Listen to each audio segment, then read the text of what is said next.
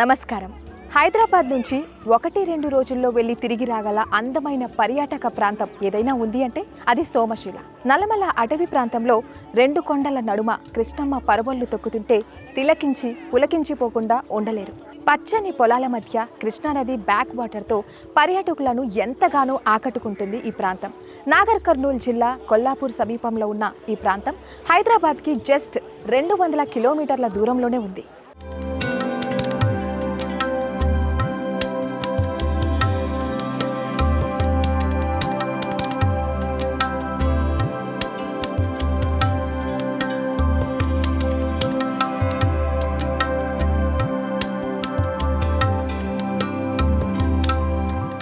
అమ్మ, ఇక్కడ దీపాలు తీసుకొని ఇలా తిరుగుతున్నావు కదా, ఎందుకు అలాగా చెప్తారా? ఈ 7 నదులు కలుస్తాయి మేడం.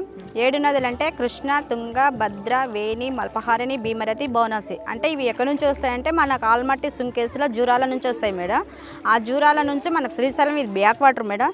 శ్రీశైలం నుంచి శ్రీరామ్నగర్, పులిచింతల మన నాగార్జున సాగర్, నాగార్జున బంగాళాఖాతంలో ఈ వాటర్ కలుస్తుంది.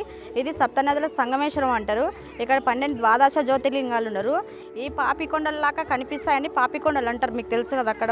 అదే విధంగా సేమ్ ఈ సోమశిలలో ప్రసిద్ధమైన అంటే ఈ పవిత్ర స్నానాలు చేసి కార్తీక మాసం కానీ నవరాత్రుల్లో కానీ ఎప్పుడైనా కానీ అమ్మవారికి పసుపు కుంకుమ ఇస్తారు మేడం. ఇది 12 ద్వాదశ జ్యోతిర్లింగాలు అంటే మనకు స్థాపించింది భీమలింగం ఉంది కాబట్టి నదిలో దాన్ని ప్రత్యేకంగా తీసుకుపోయి మన బోటింగ్లో పోయి రౌండ్ అప్ చేసుకొని వచ్చి వాళ్ళకి చూపిస్తారు ఇక్కడ వచ్చిన యాత్రికులకు. ఈ ప్రశాంతం వాటర్ కోసం వచ్చి ఇంత లొకేషన్స్ మాకు బాగుంది కదా, ఇంత మంచిగా ఉంది కదా అని వస్తారు మేడం. మాతో పాటుగా కొన్ని విషయాలు తెలుసుకుంటారు, వెళ్ళిపోతారు మేడం. చాలా చక్కగా వివరించారు. మరి ఇప్పుడు ఈ దీపాలు నదిలో ఇలా వెలిగియాల మేడం. వెలిగించినాక శ్రీమాతే నమః సర్వమంగళ మాంగళ్యే శివే సర్వార్థక సాధకే శరణ్యే త్రయంబకే దేవి నారాయణే నమోస్తుంటే మనం ఇన్ని నదుల శ్రీ యొక్క గొప్పతనాన్ని దీపాన్ని మనం వెలిగిస్తున్నాం. అది గొప్పతనం మనది. సో ఇలా దీపం కార్తీక మాసంలో ఎక్కువ చేస్తారు. కార్తీక మాసంలో ఎక్కువ నువ్వు అడిగిన అడగకుండా ఖచ్చితంగా తీసుకుంటారు మీరు ఎవరే కానీ. ఇది ఎవరైనా భార్య భర్తలు కానీ ఎవరైనా కానీ అందరూ వెలిగించేది. మరి దీపం వెలిగించారంటే ఏదైనా కోరికలు అంటే నెరవేరుతాయి, నెరవేరుకోవచ్చు. మన గొప్పతనం మనసులో నిలబెట్టుకోవాలి మేడం. అది మనం సప్తనదులు అమ్మ చెప్పుకోవాలి. గంగమ్మ తల్లి 7 నదుల్లో నీకు పవిత్రమైన దీపం పెడుతున్నా, నా శక్తి కొద్దినంతా పెట్టుకుంటున్నా, ఎక్కువ లేదు, నా శక్తి కొద్దినంతా పెట్టుకున్నా, నీకు కలిగింది నా కూడా సక్సెస్ కావాలని మొక్కుకోవాలి. ఓకే సార్, మరి నేను కూడా ఒక దీపం వెలిగించేసాను మేడం. ఓకే. ఇక్కడ కార్తీక దీపం వెలిగించి నదిలో వదిలితే కోరిన కోరికలన్నీ నెరవేరుతాయని విశ్వసిస్తారు.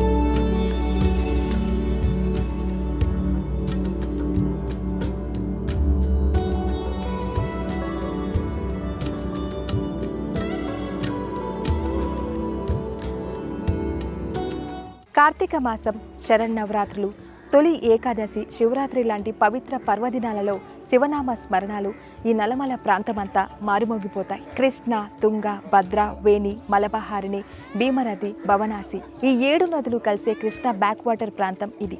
ప్రపంచంలో ఒకే చోట సప్త నదులు సంగమించే ప్రాంతం ఇదే ఇక్కడ విశేషం కనుక దీనిని సంగమేశ్వరం అంటారు.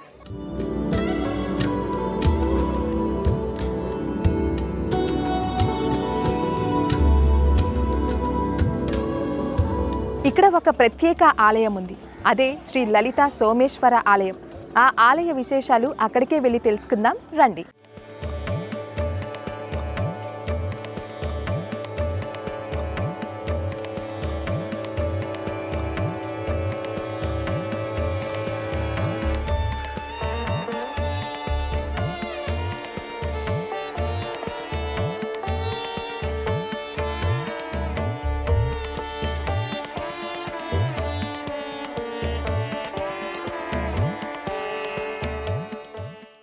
ఇక్కడ ద్వాదశ జ్యోతిర్లింగాలని దర్శించుకుంటే అన్ని జ్యోతిర్లింగాలని దర్శించుకున్నంత పుణ్యఫలం దక్కుతుందని విశ్వసిస్తారు. మరి ఈ ఆలయ విశేషాలకి సంబంధించి ఎన్నో విషయాలు ప్రధాన అర్చకులు వెంకటేశ్వర శర్మ గారి మాటల్లో తెలుసుకుందాం రండి. నమస్కారం పంతులు గారు. నమస్తే. ఈ ఆలయ విశేషాలు మీ మాటల్లో తెలియజేస్తారా? ఈ ఆలయం వచ్చేసి 11వ శతాబ్దంలో చాళుక్యుల నిర్మాణాలు కాకతీయ మహారాజులు పరిపాలించింది దేవాలయం.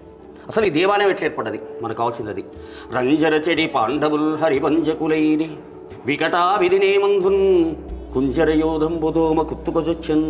కుంజరము అంటే ఏనుగు, దోమనోట్లపై చనిపోయిందట. అంటే భావన, ఏది భావన? పాండవులు వనవాసం చేయడము ఒక దోమనోట్లకు ఎనిగి వెళ్ళి చనిపోయినంత భావన కలుగుతుందని విరాట్ పర్వంలో అబద్ధం రాశారు. పాండవులు వనవాసం చేసినప్పుడు ధర్మరాజుకు శివలింగాన్ని స్థాపించాలని కోరిక కలిగిందట. ఇక్కడ మనం నదికి స్టేట్గా చూస్తే 2 గుట్టలు ఉన్నాయి కదా, ఆ గుట్ట సంతో అది సంగమం. సంగమము అంటే కలయిక. ఏది కలయిక? సప్తనదుల కలయిక. 7 నదులు కలుస్తున్నాయట. కృష్ణ, వేణి, తుంగ, భద్ర, మలాబహారణి, భవనాశిని, భీమానది. ఇలా సప్తనదులు కలుసుకొని శ్రీశైలం వెళ్ళిపోతున్నాయి. ఈ సప్తనది కూడలి కాడ ధర్మరాజుకు శివలింగాన్ని స్థాపించాలని కోరిక కలిగి భీముని కాశీపట్నానికి పంపిస్తాడట. భీముని రాక ఆలస్యమవుతుందట. ముహూర్త టైం మించిపోతుందనే భావంతో ధర్మరాజు వేపమతుడు కొట్టేసి శివలింగంగా స్థాపిస్తాడు. స్థాపితమైన తర్వాత భీముని లింగాలను పట్టుకుని వస్తాడట. నేను తెచ్చిన లింగాలు వ్యర్థమాయనే భావంతో కోపంతో విసిరిపట్టి వేస్తాడట. వాటి అవి పంచేంద్రియాల్లో వస్తాయి. పంచ అంటే 5 స్థలాలు అని అర్థం. ఏటేటి? సోమేశ్వరం, సిద్ధేశ్వరం, కపిలేశ్వరం, మల్లేశ్వరం, సంగమేశ్వరం. ఈ పంచేంద్రియాలు కూడా నదీ పరివాహక ప్రాంతాలే. అప్పుడు శ్రీకృష్ణ పరమాత్ముడు భీముతో చెప్తాట, భీమా నువ్వు తెచ్చిన లింగాలు వ్యర్థం కావు, నిత్యపూజలు అందుకుంటాయని చెప్తాట. అప్పుడు భీముడు తాను విశ్లేషణ లింగాలను తనిఖీ చేసుకుని వస్తే అవి స్థాపితమైన లింగాలకు వస్తాయట. అప్పుడు భీముడు సంతోషిస్తాట. అయితే ఈ సముదాయంలో ఉండేది 12 జ్యోతిర్లింగాలు. మన భారతదేశ లెవెల్లో ఏ జ్యోతిర్లింగాలు అయితే ఉన్నాయో ఈ సముదాయంలో ఉన్నాయి. ఈ 12 జ్యోతిర్లింగాల్లో ప్రథముడు సోమేశ్వరుడు. ఎందుకంటే ఆ స్వామిని భీముడు విసిరేసిండు కాబట్టి భీమ సోమేశ్వరుడు అని పేరు ఈ దేవాలయానికి ప్రథముడు. భీముడు విసిరేసింది ఒకటే లింగం కదా. ఈడ 12 జ్యోతిర్లింగాలు ఉన్నాయి. మరి అవి ఏ విధంగా ఏర్పడ్డాయి అనేది క్వశ్చన్ మార్కు. అందుకనే మీకు ఫస్టే చెప్పాను, చాళుక్యుల నిర్మాణాలు కాకతీయ మహారాజుల పరిపాలన.